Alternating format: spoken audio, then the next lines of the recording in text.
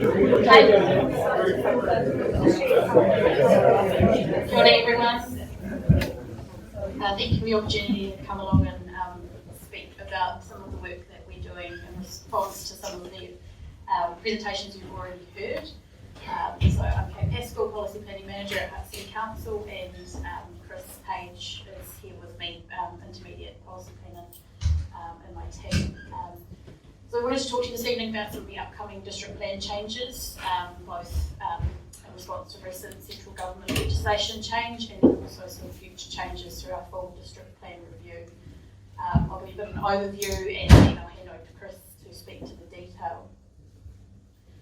So in a couple of weeks' time, we'll be publicly notifying for submissions Plan Change 56, which is primarily an intensification plan change in response to the changes that government made to the Resource Management Act at the end of last year to enable more housing across the country. So Hutt City, along with several other councils across the country, is required to do this plan change. It does follow a slightly different process to a standard plan change, so we encourage you to get involved from the start, as it is a slightly different process with no appeal rights at the end. There will be 2 rounds of submissions, so we do encourage you, as I said, to have your say, and Chris can give you more information about that. So basically this plan change is the one that we're required to implement medium density residential standards, which on the face of it would permit 3 dwellings on a site up to 3 stories. It would mean that our current general residential zone becomes a medium density zone, that our current special residential areas, so Lowry Bay is one of those, we would have to upzone that to medium density residential as well. There's also some changes to our commercial zones as well, and alongside that legislation, there's also the National Policy Statement on Urban Development and Promise that we will try not to use too much technical planning language, but that also requires us to enable additional height around commercial centres, and Eastbourne is one of those. So up to 4 stories is what we would be proposing around the Eastbourne centre. In saying that, we can also apply what's called qualifying matters, and this enables us to reduce building heights and densities in areas that are subject to things like hazard risks. And so that will be mostly what we talk about in this presentation, but it's important that we set the context around where this is all coming from. But important also just to emphasise that this is not a natural hazards plan change, but that is something that we can consider as part of it. What you will see through this plan change is methods to reduce building density, so primarily limiting the number of new dwellings on a site where it is subject to a natural hazard risk. But it's not a comprehensive natural hazards plan change. That will come through our full review process, which you'll hear more about later next year, and Chris can talk a little bit more about that. So I'll hand over to Chris now to get into detail. Yeah, kia ora. So I guess, kind of as Kate's mentioned, those medium density residential standards that do allow up to 3 dwellings, 3 stories on a site. So just kind of go through a little bit more of the detail on those. Does allow for a more kind of lenient bulk and location rules, so the distance to the boundary, height in relation to the boundary, what's often known as the recession plane requirement. And we are looking to implement some new design standards as part of that, which are part of those medium density residential standards, which includes a requirement for windows facing the street, landscaping, and an outlook space for your kind of these high density developments. As Kate mentioned as well, the high density residential areas, that's the areas adjacent to the Eastbourne Commercial Centre, so that will enable up to 4 stories. Elsewhere in Lower Hutt, that wouldn't enable up to 6 stories. And then the suburban mixed use sites, is a adjustment in the maximum heights as well. So just a quick visual on what it looks like. You will be able to jump through on the 18th when we notify. You'll be able to go through and look at these maps in a little bit more detail. But this is just a quick run through to look at the areas that this would be affecting. So this yellow area in here is the existing general residential, the existing special residential in Larry Bay, which becomes medium density, as well as the small areas through in York Bay there. The important to note is that the larger lot and there's the kind of typically steeper areas of hill residential and landscape protection are not, this intensification work is not applied to those zones. So they'll be remaining as they are.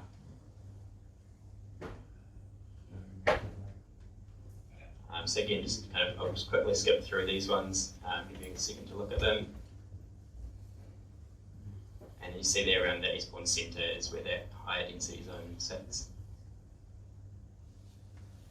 So what we are able to do Can you just go back to that one for a second? Sorry, that was really quick. Yeah. Gotta have a look at my house.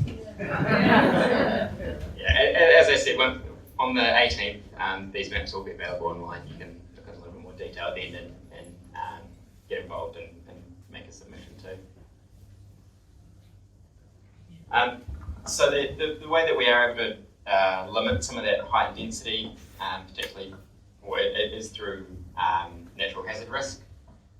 So there are some new natural hazard layers that we're implementing in this plan change. We do have new data which illustrates the tsunami hazard zone. So we're including three new layers in this zone. There's the high hazard area, which is a 1 in 100 year model tsunami event, it includes a 1 metre sea level rise allowance as well. The medium hazard area is a 1 in 500 year model tsunami event, and the low hazard area is a 1 in 1,000 event.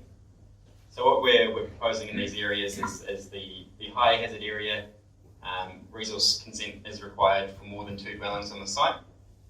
So the existing rules do allow up to 2 dwellings, so this is largely maintaining that existing approach of the district plan, but using these hazard layers to limit the medium density requirements that we would otherwise be required to allow 3 dwellings on that site.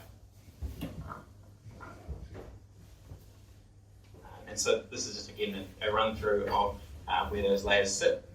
So you can see there in the kind of purple colour is your 1 in 100, and the darker blue behind it is the 1 in 500, and the lighter blue is the 1 in 1,000.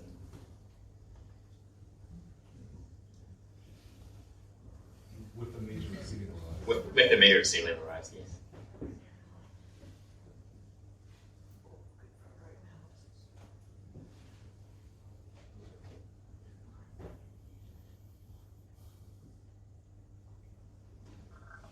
And so the other coastal hazard layer that we're adding in this plan change is the coastal inundation hazard. So again, another 2 layers with this. They do largely sit in the same kind of layer as those tsunami hazards, but there's the high hazard area, which is a 1 in 100 year storm event, and that incorporates the wave action from the storm, and that's at existing sea level.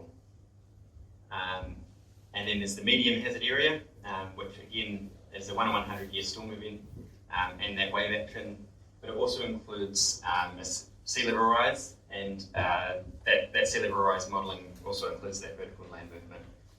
So that sea level rise is probably a more conservative rate, so it's using the SSP 8.5, which is kind of a scenario that assumes we don't meet those targets that we're already kind of got legislation aiming for. So it is really kind of providing that buffer if we need it to future-proof for those issues. So that level of sea level rise gives us a 1.5 metre sea level rise based on a 100-year lifespan. So the modelling is to 2130, so it gives that 1.5 metre allowance. And so again, kind of skipping through these ones here. And that purple is that high hazard, and the blue is the medium.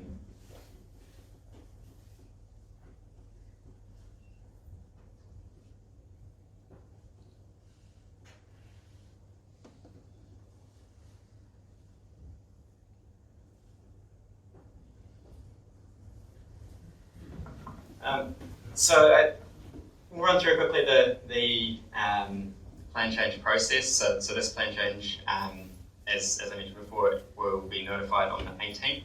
So that's just over 2 weeks from now. And that's when you'll be able to get much clearer, a full view of what we're proposing, and be able to make submissions. In November, we'll be publicly notifying a summary of those submissions and invite further submissions on those that were made. And then in April next year, we'll have the hearings for those submissions, and an independent panel will make recommendations to council to sign off any changes that need to be made. And then no later than August next year, the decision will be publicly notified and become operative. This is a little bit different to a standard plan change, in that it is a streamlined process, so it's quicker than what a normal plan change would go through. It's typically a 2-year process, and there are no appeal rights for this process. So I guess in that respect, it is important for you to look into it, and if you feel you need to make a submission, to really get involved. So the next steps for the policy planning team is after this intensification plan change, we are continuing with a full district plan review, and that's something we had been working on beforehand, but had to put on hold for this process. And that review will include a more comprehensive review of those natural hazards. And so that's where we're able to go into a bit more detail as to what those hazards mean and what level of response is really appropriate. It also includes some new flood layers for the eastern bays. We were hoping to have them in time, but the Lead Wellington Water have been doing some localised consultation on those, but that is not ready yet. And any refinements that are made to the data in the interim can be included as well. And we're looking to have more engagement through that process to be able to really share with you what we're looking for, or what we're planning for that full district plan review. We're aiming for a draft for public engagement in late 2023, and notification of that full district plan in around mid